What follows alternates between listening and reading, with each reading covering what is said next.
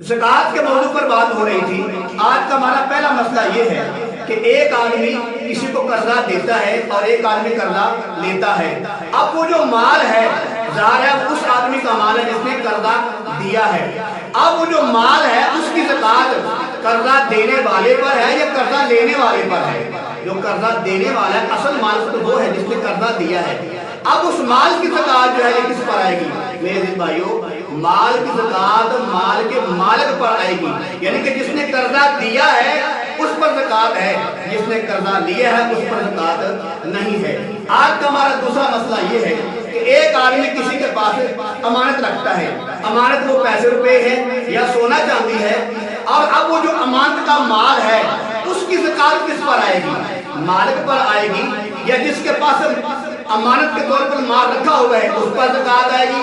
तो मेरे अजीज भाई, वो जो अमानत का माल है उसकी ज़कात जो है मालिक पे आएगी। जिसने अमानत के तौर पे माल रखा हुआ है वो असल मालिक तो वो है, उसके पास रखा हुआ है अमानत के तौर पर, उसे वापस ले लेना है।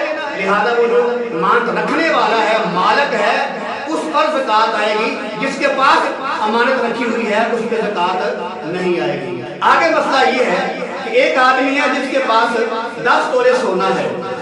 अगर वो ज़कात के महीने से पहले अपना 5 तोला सोना खर्च कर देता है, या गाड़ी ले लेता है, या प्लाट ले लेता है, या मकान पे खर्च कर देता है, तो जो बाकी सोना है उस पर ज़कात है या नहीं?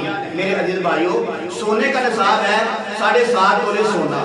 अब उसके पास 10 तोले सोना था, उसमें से 5 तोले लगा लिया तो 5 कम रह गया। अब जो 5 तोले सोना है वो निसाब को नहीं पहुंचता, लिहाजा उस 5 तोले सोना पर ज़कात नहीं है। आगे मसला ये है कि एक आदमी है उसके पास 20 तोले सोना है। वो ज़कात का महीना आने से पहले अपनी बच्चियों को तकसीम कर देता है। ये एक हीला होता है अमीर लोगों का ज़कात से बचने के लिए। लिहाजा अगर ये जायज़ है, ऐसा नहीं करना चाहिए। अगर ये जायज़ है कि एक आदमी के पास तकरीबन 20 तोले सोना है, अब उसने सोचा कि ज़कात का महीना आ रहा है तो मैं ज़कात अदा करूंगा, भाई काफी सोना लग जाएगा, मेरे पैसे खर्च हो जाएंगे। अब वो हीला तलाश करता है। क्या हीला बनाता है? वो हीला ये करता है कि वो जो उसके बच्चे हैं, नाबालिग बेटे हैं या नाबालिग बेटियां हैं, उनके नाम जो है 3-3, 4-4 तोले सोना लगवा देता है, ताकि अगर मैं ना लगवाऊंगा निसाब पूरा रहेगा, ज़कात देनी पड़ेगी। तो ज़कात ना देने की वजह से अब उसने क्या किया? उसने 2-2, 3-3 तोले नाबालिग बच्चियों और बच्चों के नाम लगवा दिया है। तो अब उस पर ज़कात है कि नहीं? मेरे अजीज भाइयों, पहले तो उसके पास निसाब पूरा था, 20 तोले सोना था, ज़कात वाजिब थी। अब उसने सबके नाम 2-2, 3-3 तोले लगवा दिए, उसके पास रह गए सिर्फ 4 या 5 तोले। तो इस अंदाज के साथ आदमी पर ज़कात नहीं आएगी।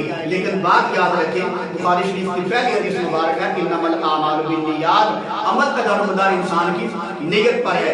अगरचे ये जो मैंने मसला बताया है, इस तरीके से ज़कात से बचने के लिए बाहर लोग ऐसे करते हैं। अगरचे ये करना जायज़ है, लेकिन कोशिश करें यार माल की ज़कात निकाला करें। आगे मसला ये है कि अगर कोई आदमी वक्त से पहले ज़कात अदा कर देता है, अभी ज़कात का महीना नहीं आया, वो महीना आने से पहले ही लोगों को तकसीम कर देता है, गुराबा में, यतीमों में, मिस्कीनों में तकसीम कर देता है, क्या उसकी ज़कात अदा होगी या नहीं होगी? मेरे प्यारे दीन भाइयों, वक्त से पहले भी अगर कोई आदमी ज़कात अदा करेगा उसकी ज़कात अदा हो जाएगी।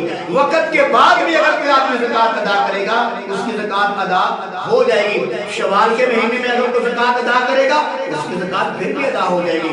रमजान के महीने में अगर कोई आदमी ज़कात अदा करेगा उसकी ज़कात फिर भी अदा हो जाएगी।